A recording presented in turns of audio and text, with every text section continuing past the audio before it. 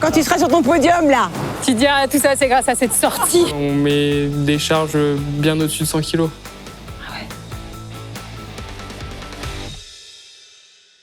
On m'a donné 1 an pour découvrir l'âme de la Savoie.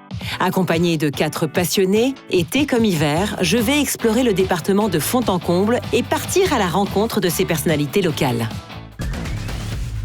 Je suis Marie Bochet. 8e médaille d'or paralympique pour cette immense championne. Je suis savoyarde et fière de l'être. Hello, je vais au pas de course. Mais quelle tenue, tu es prête? Super. Ça va?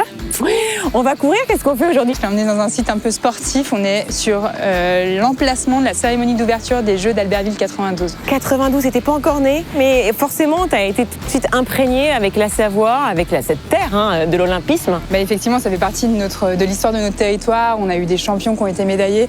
J'ai grandi dans le Beaufortin, donc on avait Franck Picard qui avait décroché la médaille d'argent. Donc effectivement, ça a été un peu des jalons de mon histoire sportive. Moi, c'est à Albertville que la Fédération française de ski a décidé d'installer son lycée section Pôle France. Donc c'est un lycée qui est complètement adapté pour les jeunes, pour qu'ils puissent avoir ce double projet scolaire et le centre d'entraînement national où se croisent les athlètes élites des équipes de France qui se tournent sur les Coupes du Monde et la jeune relève qui prépare les Jeux de 2030. Est-ce que ça a été déterminant, ce savoir-faire justement de 92 pour l'attribution des Jeux dans les Alpes françaises? Oui, assurément. Enfin, les Jeux de 92, ça a été une démonstration, ça a été une réussite, une démonstration du savoir-faire français dans l'organisation d'événements sportifs de grande ampleur. Et puis il y a aussi cette notion d'héritage des sites de 92 qui vont être réutilisés pour les Jeux de 2030. Et donc ça, forcément, c'est des facteurs qui ont été déterminants pour le CIO dans l'attribution des Jeux en 2030. Ouais. Je te propose d'aller rencontrer les jeunes qui préparent ces Jeux et qui du coup s'entraînent. Des futurs champions qui sont juste là à quelques mètres. Effectivement. Allez. Et on va aller en rencontrer un tout bon.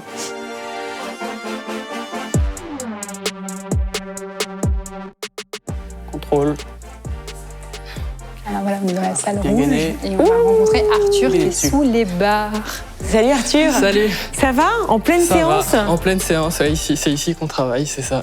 Bonjour. Hugo qui est à la fois mon cousin et à la fois qui est entraîneur au Centre national d'entraînement. Donc là, ton quotidien, c'est quoi exactement? On peut arriver très tôt le matin et on s'échauffe ici. Quand tu vois la relève qui est là, ici, dans un lieu dans lequel toi, tu t'es entraîné des jours et des jours durant, enfin, forcément, il y a quelque chose qui se passe et c'est assez émouvant. Ouais, bah c'est chouette de voir que ces salles continuent à vivre aussi. Ça fait bientôt 10 ans que ce centre existe. Donc ouais, c'est assez émouvant en fait, de voir ces générations qui se succèdent dans ces lieux et puis cette passation un petit peu d'expérience aussi. Moi, je suis très heureuse de revenir puis de rencontrer du coup la génération 2030 et surtout leur souhaiter autant de réussite qu'on a pu en avoir. Quand tu la vois entre toi et moi, comme si elle n'était pas là, Marie, c'est coup de pression ou c'est au contraire un coup de motivation? Non, c'est de la motivation, c'est inspirant de voir que je peux côtoyer aussi des grandes championnes et ça veut dire que j'ai déjà fait un petit bout du chemin. On peut essayer. Mais peut-être à vide. Attends. Oh, il est vide. Voilà. Et on va descendre. J'y crois pas, c'est vide. Mais tu fais ça avec du poids. Ça pèse combien ça? Ça pèse 20 kilos. 20 kilos, ah ouais. Ton max, Arthur, c'est quoi en squat? On met des charges bien au-dessus de 100 kilos. Donc là, du coup, on a vu toute la partie force. En fait, on travaille surtout la résistance pour qu'il soit fort musculairement sur les skis. Et après, on contraste avec des exercices de pliométrie, de la répétition de bond pour chercher de la hauteur et de la vitesse. Ouais, allez. Parfait. C'est pas mal quand même. En fait, la beauté du ski, c'est que c'est un sport qui est quand même assez violent. Enfin, tu le vois là sur les exercices de préparation qu'il faut faire pour être apte à descendre une piste. Et en même temps, quand tu regardes, t'as l'impression que c'est une danse, quoi. On a cette impression de fluidité. Et en fait, c'est ça qu'il faut chercher. Mais dans le corps, il y a énormément de choses qui se passent. Quoi. Dis-moi, bon, le ski quand même, c'est une activité outdoor. C'est ça. On passe notre été dans la salle de muscu, mais ça reste l'extérieur, le ski. Donc c'est pour ça, cet après-midi, on va aller faire un peu de vélo dehors. Donc on va aller dans les montagnes. Dans les montagnes ou les montagnes? Les montagnes.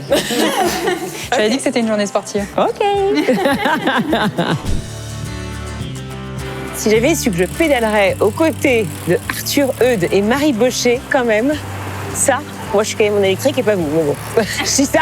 Parce que tout le monde n'a pas les cuisses d'Arthur, quoi, tu vois. Non. Arthur, toi, tu arrives à profiter justement de ta région? On a de la chance d'être ici avec un environnement assez varié et de pratiquer notre sport là-dedans.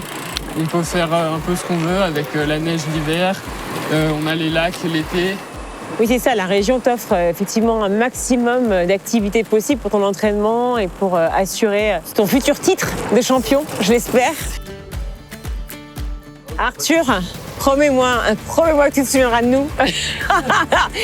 C'est promis, je me rappellerai de cet entraînement. Ouais, s'il te plaît, dans 5 ans, tu vois, quand tu seras sur ton podium, là. Tu diras tout ça, c'est grâce à cette sortie.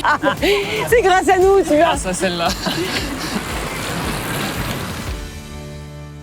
Allez, abonnez-vous à la chaîne Explore Savoie.